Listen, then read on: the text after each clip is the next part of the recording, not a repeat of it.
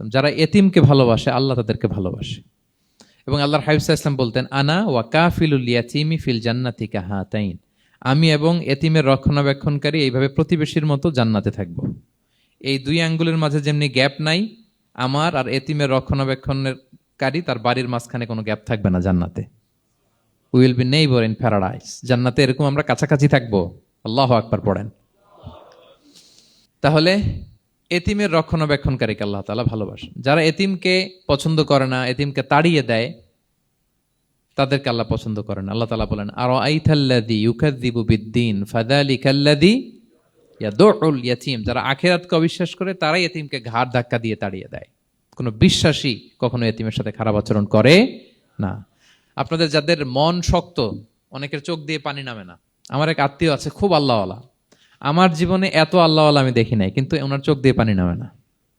বারবার এসে আমারে বলে যে, মিজান কি করবো বলো, তুমি একটু মোনাজাত ধরো। আমার মনে আছে আমি ওনাকে নিয়ে মোনাজাত ধরতাম, তো ওনার কান্না আসে না চোখ দিয়ে।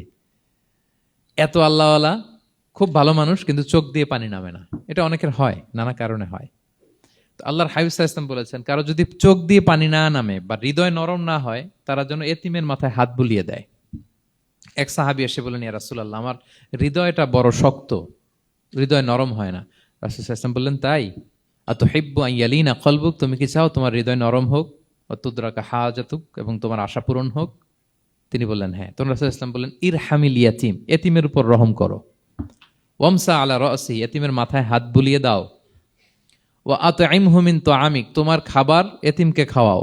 তালিনু কলবুক, তোমার অন্তর নরম হবে। তুদরাকা হাজাতুক, তোমার ইচ্ছা পূরণ হবে। তাহলে হৃদয় যদি শক্ত থাকে, কার মাথায় হাত বুলাবেন? বুলাইছেন কখনো? খুঁজে খুঁজে হাত বুলাবেন। বাংলাদেশে তো অনেক অরফেনেজ আছে, অনাথ আশ্রম, ওখানে যাবেন।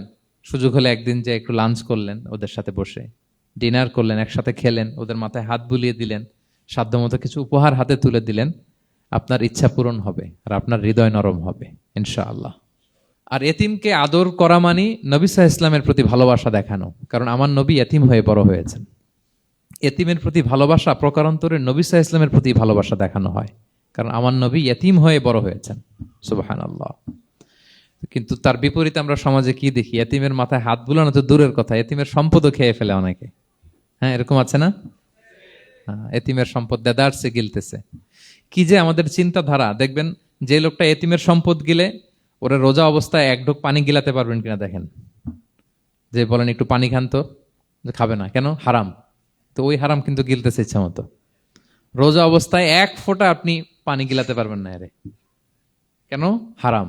কিন্তু ওইদিকে ভাতিজার সম্পদ গিলতেছে দেদারসে।